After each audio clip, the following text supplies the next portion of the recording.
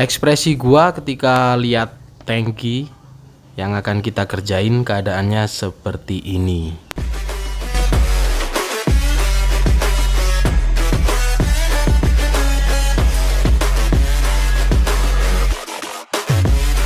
Burik, penyot, karatan lagi. Halo lor, kembali lagi bersama kita di sini. Semoga yang nonton video ini selalu diberikan kesehatan dan rezeki yang melimpah. Amin. Dan di video kali ini kita akan ngerjain tangki karatan dan juga penyot-penyot, pastinya keadaannya seperti ini. Dan juga di video kali ini kita akan bahas dari kunci sukses repaint atau cara repaint dari plat besi atau tangki atau bagian media mobil lainnya seperti plat besi dan lain-lain, biar meminimalisir terjadinya trouble dengan cat atau istilahnya cat gampang lupa, keriting dan lain-lain ya lur. Di sini kita menggunakan full auto glue dari thinner, epoxy, dempul dan lain-lain, dan juga ini ada baru silikon remover seperti ini. Nanti fungsinya untuk apa kita jelaskan ya lur. Dan step ini saya dulu pelajari sekitar setahun lebih dan akan saya rangkum dalam 12 menit ya lur. Jadi tahapannya seperti apa sih kalau epoxy, dempul itu di bagian dasar pengecatan ya lur. Tahapan ini juga bisa kita praktekkan di bahan aluminium ya lur. Jadi di sini kita ada tangki. Untuk yang pertama kita amplas menggunakan amplas 240. Ini untuk plat besi yang berkarat kita amplas menggunakan ukuran 240 dan air. Jadi karat wajib bersih terlebih dahulu. Lalu kebanyakan untuk cat tangki itu ada yang gelembung, itu biasanya tangki nguap atau bocor. Jadi usahakan tangki atau pastikan tangkinya itu rapat tidak bocor ya lur. Jangan lupa untuk di bagian yang berkarat-karat ini dibersihkan semua untuk karatnya seperti ini ya lur, sampai benar-benar bersih karatnya. Lalu kemudian kita keringkan. Bisa dilap menggunakan kanebo ataupun dijemur ya lur. Yang penting media wajib kering setelah diamplas. Setelah itu hasilnya seperti ini. Di sini untuk step pertama yaitu ada silikon remover seperti ini, berfungsi untuk membersihkan media dari debu dan minyak ya lur. Gunakan kain atau lap seperti ini. Jadi ini silikon remover, sebelum mulai pengecatan kita bersihkan atau kita lap menggunakan silikon remover untuk medianya agar terbebas dari kotoran debu dan minyak ya lur. Dioles atau diusap sampai merata dan pastikan sampai benar-benar bersih. Kemudian setelah kita lap sampai merata, kita diamkan sampai kering atau mengering untuk silikon removernya seperti ini ya lur. Setelah itu kita masuk ke step awal. Di sini ada epoxy yaitu primer dengan kode PR204 dari Autoglow. Lalu kemudian ada epoxy filler seperti ini dengan kode PR206. Nah, kita yang gunakan untuk di atas lapisan besi itu yang PR204 atau epoxy primer ya lur. Karena untuk daya anti karatnya lebih tinggi di kode PR204 primer epoxy dari Autoglow ini ya lur. Sebelum digunakan pastikan diaduk secara merata, ikuti peraturan atau technical data di kaleng ya lur. Untuk perbandingannya yaitu 411, 4 epoxy primer, 1 hardener dan 1 thinner. Untuk thinnernya di sini saya menggunakan seri PU VS41 yang normal. Lalu kemudian setelah dicampur kita aduk. Setelah diaduk secara merata, sekarang bisa diaplikasikan menggunakan spray gun ke atas media besi ataupun aluminium. Jadi step ini sangat direkomendasikan untuk media besi ya lur, apalagi yang berkarat.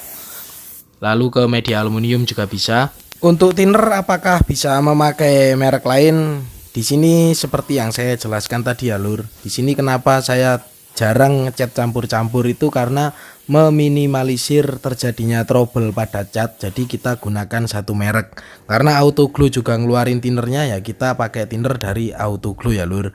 Seperti ini. Dan ini sudah terlihat untuk tangkinya nih yang bekas bolong-bolong atau bekas penyoknya itu seperti ini ya lur. Untuk pengeringan di sini saya keringkan 2 jam dengan cara dijemur karena saya tidak memakai open ya lur.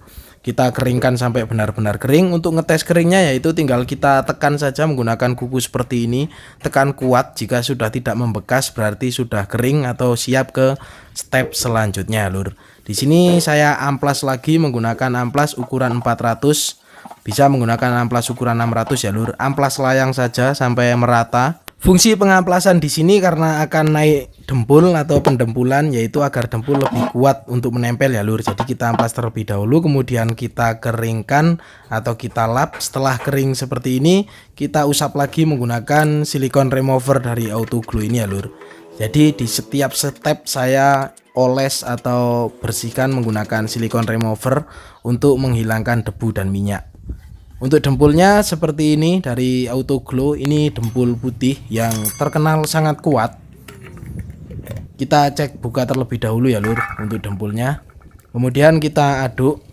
Usahakan untuk setiap buka kaleng itu isinya diaduk ya lur, kecuali thinner.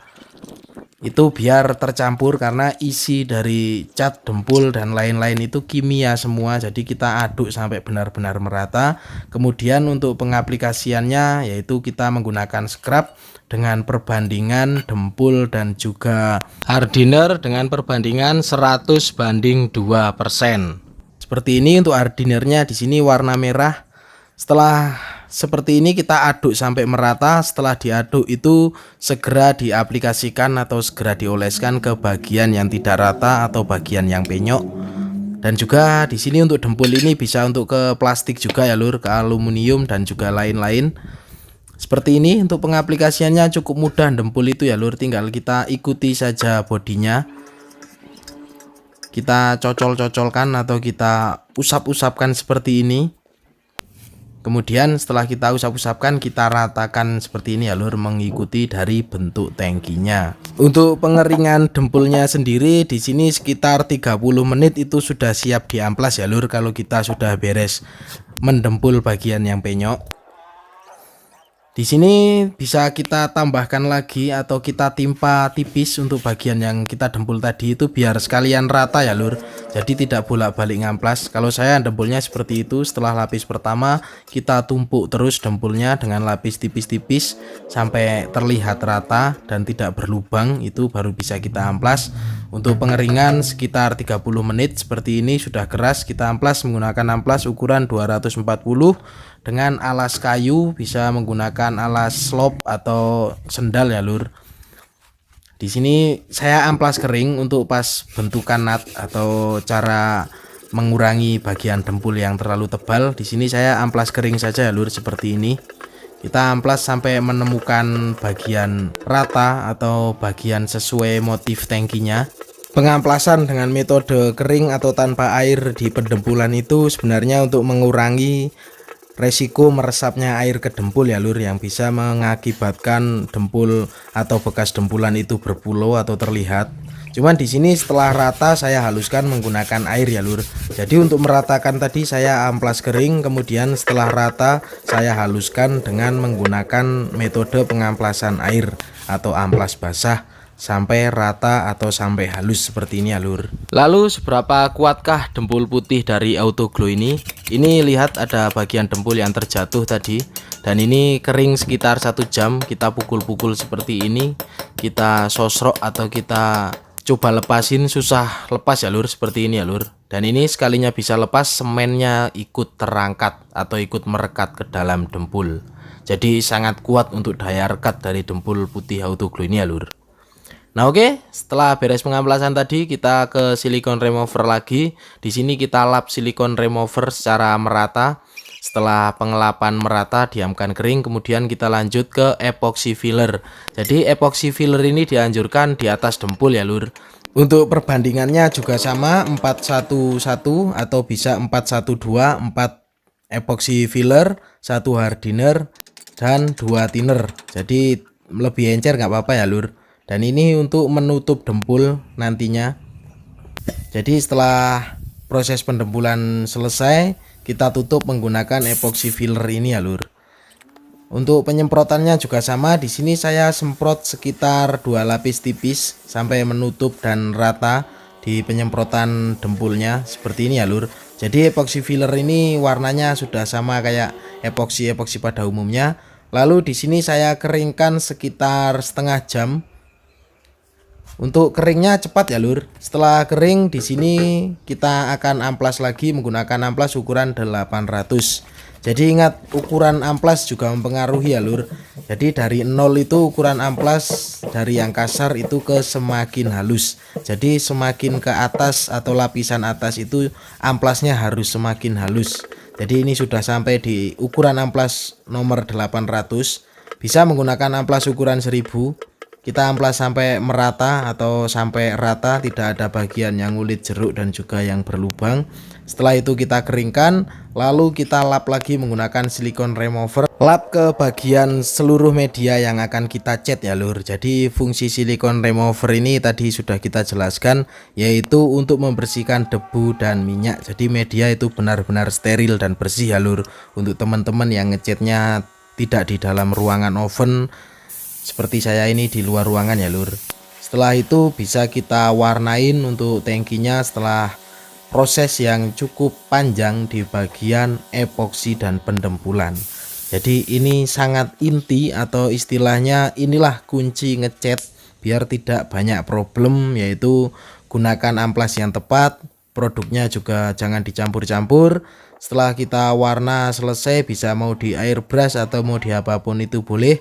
Di sini kita tambahkan gambar joker karena ini permintaannya seperti ini ya lur. Jadi inti dalam pengecatan seperti tadi ya lur, pengamplasannya harus tepat, pengaplikasian produknya juga harus benar-benar tepat dan juga benar-benar bagus dari segi adukan dan juga segi takaran juga harus tepat. Ikutin saja technical data yang ada di kaleng, biasanya tertulis ya lur. Jadi biar tidak banyak trouble dalam pengecatan. Nah oke lur, ini kondisi tangki sebelum kita repaint tadi itu seperti ini, karatan dan burik. Dan setelah kita beres pengekliran itu seperti ini hasilnya ya lur. Glowing, wet lock dan juga sampai bisa ngaca ya lur, tanpa problem sedikit pun. Jadi kalau selama ini kita hanya upload video tentang pewarnaan dan finishing, di video kali ini sebenarnya spesial karena ini video yang sangat bagus ya lur ilmunya itu. Pengalaman dari saya sekitar belajar 1 tahun tentang pendempulan itu saya baru lolos atau baru bisa. Itu stepnya seperti tadi ya lur. Step-step penting di dasaran pengecatan itu yang paling utama. Karena finishing sebuah cat ulang itu terlihat dari bagaimana cara awal kita mengerjakannya. Dasaran cat sudah kuat dan baik, hasilnya pun pasti akan baik dan juga tahan lama ya lur. Nah oke lur, jadi kurang lebih seperti itu video yang bisa saya sampaikan kali ini. Terima kasih sudah menonton. Besok kita bahas lagi seputar finishing. Di subscribe biar tidak ketinggalan. Jagain teman biar tidak ditikung pacar. Jangan lupa makan, ngopi, dan terus berkarya pastinya ya lur. Dan thank you.